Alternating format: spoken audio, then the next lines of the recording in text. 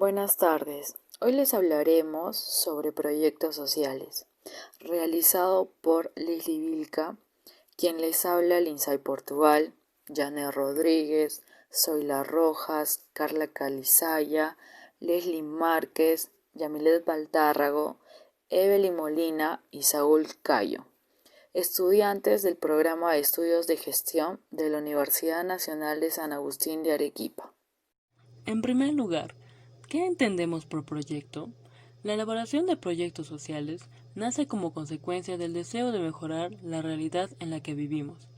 En todo proyecto es importante resaltar siempre una descripción de lo que se quiere conseguir y una adaptación del proyecto a las características del entorno y a las personas que lo van a llevar a cabo. ¿Qué es un proyecto social? El proyecto social debería contemplar fundamentalmente lo que hace referencia a las necesidades básicas del individuo, es decir, salud, educación, empleo, otro tipo de necesidades como son la dignidad, autoestima, aprecio, etc. ¿Hacia dónde se orientan los proyectos? Los proyectos sociales intentan siempre resolver una carencia y miran siempre al futuro que intentan mejorar. ¿Qué implica un proyecto social? Implica una reflexión seria y rigurosa sobre aquel problema social concreto que pretendemos mejorar. También partir siempre de la práctica, desde la óptica de quién vive el problema, cómo lo vive y qué posibilidades vislumbra de solución del mismo.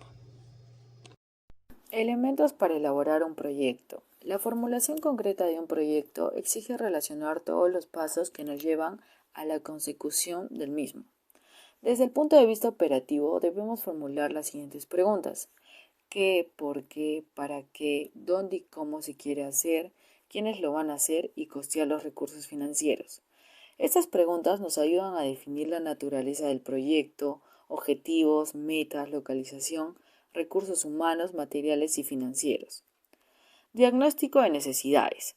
El diagnóstico sociocultural se elabora a partir de los datos recogidos en la investigación, utilizando 4 niveles de análisis: descripción y evaluación de la situación, tendencias, destacar los factores relevantes que influyen y determinan la viabilidad del proyecto. La dificultad del diagnóstico de necesidades es poder llegar a una verdadera comprensión de la realidad y de práctica social. ¿Cómo detectar las necesidades? Identificando la ausencia de algo, que ya sean servicios, programas que sean útiles, apreciando hechos negativos no deseados. Las técnicas que se emplean son diversas, como por ejemplo cuestionarios, entrevistas, comparación con estándares sociales, observación de la realidad y consultas a expertos. Establecer prioridades. Es conveniente, pues las necesidades son tantas y tan diversas que nunca podremos contar con el tiempo y el dinero suficiente como para poder solventarlas todas. Fundamentar el proyecto, especificando los antecedentes, la motivación, la justificación y el origen del mismo. Delimitar el problema de un modo claro y concreto. Revisar la bibliografía. Esto nos aportará una visión más amplia del problema y nos brindará posibilidades de solución. Planificación. Toda acción social necesita ser planificada. La planificación pretende precisar los resultados a obtener, definir el papel que le corresponde a los diferentes sectores personales implicados, prever las situaciones posibles y preparar estrategias correctivas. Establecer un sistema de control que informe de manera continua sobre la marcha del proceso y la obtención de resultados. Un programa de acción social debe ser flexible, abierto, descentralizado, participativo, autogestionado y sobre todo interdisciplinario. Establecer prioridades. Es conveniente, pues las necesidades son tantas y tan diversas que nunca podremos contar con el tiempo y el dinero suficiente como para poder solventarlas todas. Fundamentar el proyecto, especificando los antecedentes, la motivación, la justificación y el origen del mismo. Delimitar el problema de un modo claro y concreto. Revisar la bibliografía. Esto nos aportará una visión más amplia del problema y nos brindará posibilidades de solución. Planificación. Toda acción social necesita ser planificada. La planificación pretende precisar los resultados a obtener, definir el papel que le corresponde a los diferentes sectores personales implicados, prever las situaciones posibles y preparar estrategias correctivas. Establecer un sistema de control que informe de manera continua sobre la marcha del proceso y la obtención de resultados.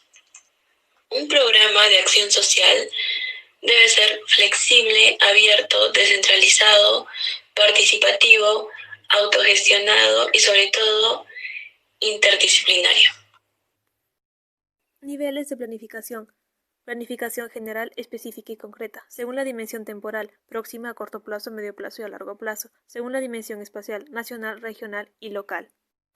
Ventajas del proceso de planificación. Implica un determinado número de profesionales, implica una efectiva coordinación y comunicación, sirve para prever un futuro en cierta manera deseado, actúa como reductor de la incertidumbre, actúa de modificador de las realidades sociales, permite la elaboración de unos objetivos alcanzables. Inconvenientes. La elaboración de planes que sean creído aptos para todo tipo de sociedades sin tener en cuenta el espacio-tiempo en el que estas sociedades viven. Elaborar planes neutros y apolíticos. Confundir la planificación con un simple plan. Y que estos proyectos se encuentren alejados de la parte humana a la que va dirigida su planificación y se olviden de los aspectos más importantes de la psicología. Proceso de planificación. Elementos. 2 dimensiones, material y formal. Objetivos son los logros que queremos alcanzar con la ejecución de una acción planificada. Objetivos específicos. Identifican en forma más precisa aquello que se pretende alcanzar con la ejecución del proyecto. Metodología. Responde a la pregunta ¿cómo se va a hacer? El proceso metodológico es complejo y existe prestar atención a las diferentes actividades que se van a llevar a cabo, especificar las técnicas e instrumentos, definir la población en la que vamos a trabajar, identificar la muestra con lo que se va a realizar el proyecto, recoger los datos, analizar los datos a través del análisis. Entre técnicas e instrumentos tenemos que antes de utilizar una técnica de grupo debe conocerse suficientemente su estructura, su dinámica, sus posibilidades y riesgos.